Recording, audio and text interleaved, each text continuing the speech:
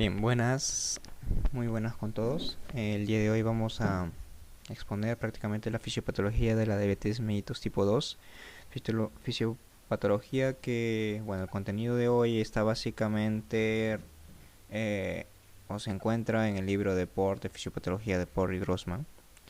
Y he colocado esta imagen porque es característico ver a los pacientes con diabetes tipo 2 que con un diámetro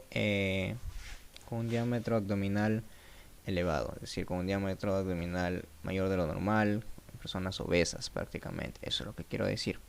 Es importante recordar esto porque la mayoría de los pacientes que tienen diabetes tipo 2 son obesos o tienen familiares que tienen diabetes. Bien, la definición. ¿Qué nos dice Por? Por nos dice que la diabetes tipo 2, la diabetes mellitus tipo 2, es prácticamente un trastorno, pero ¿de quién? Un trastorno de carbohidratos, de grasas y de proteínas, ¿no? Y ese trastorno va a derivar ¿de qué? De las anomalías de la síntesis y la liberación de insulina por las células beta.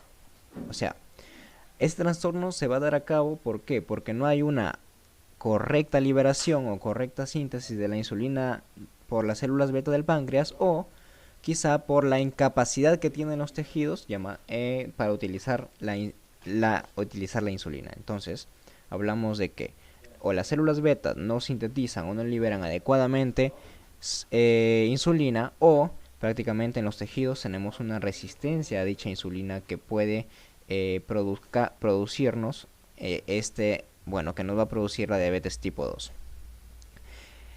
Entonces, resumiendo acá, hay una resistencia de la insulina y hay una disfunción de las células beta. Recordar que en la diabetes tipo 2 sí va a haber insulina, en realidad va a haber insulina. Lo que pasa es que va a contribuir a que no se utilice la resistencia de los tejidos a dicha insulina. Por ejemplo, acá tenemos la insulina. La insulina, ¿qué hace? Pasa la glucosa a las células para producir energía. Bien, pero ¿qué es lo que hay acá en la tipo 2? La insulina trata de abrir estos canales para el paso de la glucosa, pero ¿qué es lo que pasa? Estos tejidos, estas células tienen resistencia a esa, no quieren abrirse, entonces la glucosa queda en el torrente sanguíneo, en el plasma. Es por eso que hay una hiperglucemia, una concentración elevada de glucosa en la sangre. Y eso es lo prácticamente que nos lleva lo que contribuye a un sinnúmero de síntomas y signos que vamos a ver en las personas características con diabetes tipo 2. En la fisiopatología, ¿qué nos muestra Por? Por nos muestra esta imagen. Y además es una imagen muy resumible, muy entendible, en donde podemos sacar provecho de estos dos circulitos, digámoslo así, que dice en la predisposición genética, que en la diabetes tipo 2 hemos explicado que hay una predisposición genética y además tenemos factores ambientales. Bien, la predisposición genética se dice, bueno, en sí resumiendo, si tienes un familiar, tienes una predisposición del 15 al 20% de tener diabetes tipo 2. Pero si tienes, o si tus dos parientes, o sea, tu padre o tu madre, tienen diabetes, tienes una probabilidad de 40% de tener diabetes. Entonces, vamos a ver que esto es muy importante en la predisposición genética en estos pacientes. Es por eso que en la anamnesis se pregunta dicha cualidad o dicha información. Bien, tenemos factores ambientales, y en los factores ambientales ya sabemos la obesidad, la que hemos estado hablando, un factor ambiental que es modificable, ¿no? Esto no es modificable.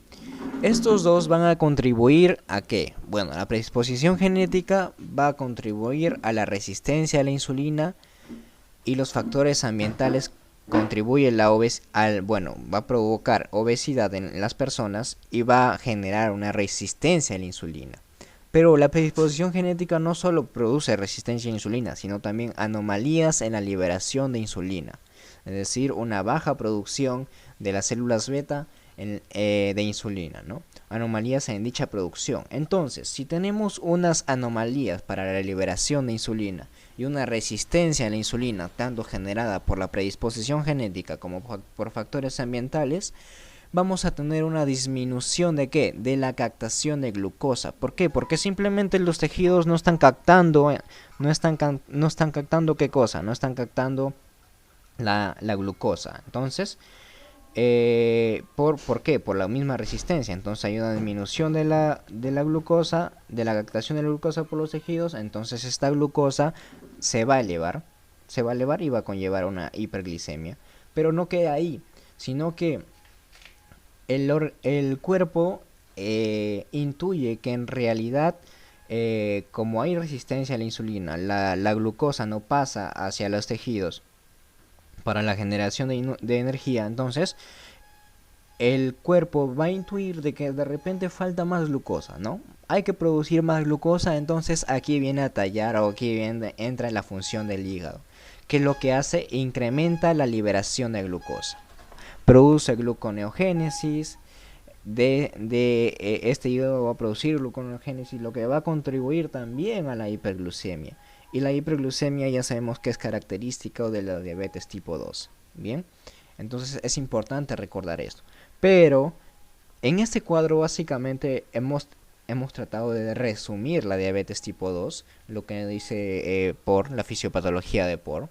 ¿Y qué nos dice por? Bueno, por nos dice que el total de diabetes mellitus, es decir, entre el tipo 1 y en el tipo 2, es el total, o sea, el porcentaje que ocupa el diabetes tipo 2 es del 90 al 98%, es decir, que casi la mayoría de pacientes van a presentar diabetes tipo 2. Bien, en la diabetes tipo 2 sabemos que una de sus características es la hiperglucemia, y la hiperglucemia lo define como una insuficiencia relativa de insulina.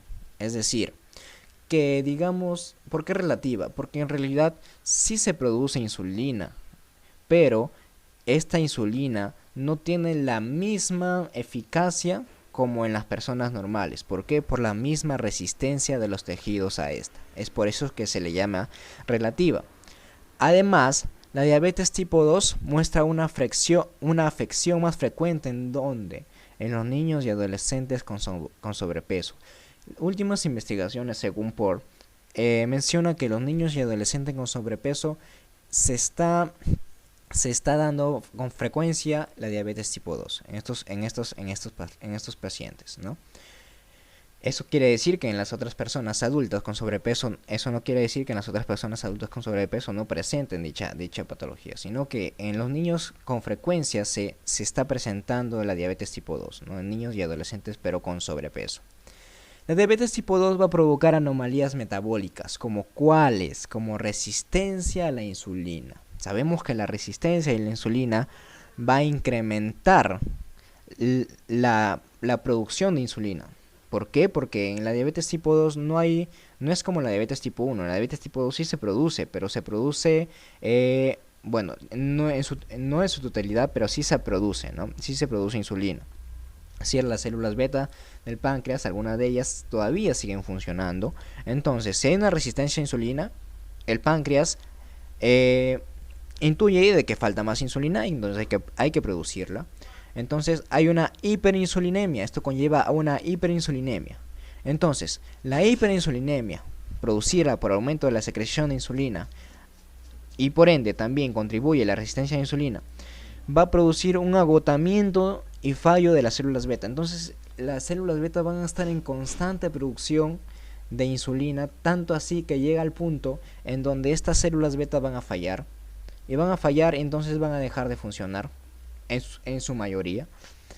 Y es por eso que en algunos pacientes se llega a utilizar para el tratamiento insulina, se le llega a pesar de que tiene diabetes tipo 1, por esto. Pero además dice que puede contribuir a la destrucción o al agotamiento y fallo de las células beta también factores genéticos, la glucotoxicidad, es decir, Como hay harta glucosa en la sangre, esto puede contribuir al agotamiento y fallo de estas células beta y la lipotoxicidad también, que hemos hablado en el video, bueno, en el diabetes tipo 1, ¿ya? Bien, tenemos las concentraciones de insulina. Las concentraciones de insulina de la diabetes tipo 1 pueden ser normal, puede ser incluso bajo y puede ser alto, muy alto. Ya sabemos por qué esto, ¿no? O sea, puede ser normal, bajo o alto. Y los factores genéticos que también son contribuyentes a obtener diabetes tipo 2, como por ejemplo un progenitor aumenta el riesgo de tener diabetes y si los dos progenitores aumenta un 40% del riesgo. Entonces básicamente este cuadro resume la fisiopatología que nos menciona por y bueno, también por nos menciona este recuadro que son hallazgos recurrentes frecuentes en personas con resistencia a la insulina o síndrome metabólico. Primero, el signo característico es la obesidad central, ¿sí? Región superior del cuerpo con aumento del perímetro abdominal, que ya hemos mencionado al inicio. La acantosis negricans, que es una hiperpigmentación, ¿no? Que mayormente podemos observarlo en los pliegues cutáneos, podemos observarlo en el cuello de las personas obesas, que contribuyen en este caso o que son hallazgos frecuentes en los pacientes con síndrome metabólico con diabetes tipo 2. Las afecciones con los análisis de laboratorio hay que pasarlos porque es tema de otro video, pero las afecciones comórbidas, por ejemplo, tenemos la hipertensión, la aterosclerosis, el hiperandrogenismo en síndrome de ovario poliquístico, que es importante también saberlo. Y bueno, la bibliografía ya está de más decirla. Y eso es todo.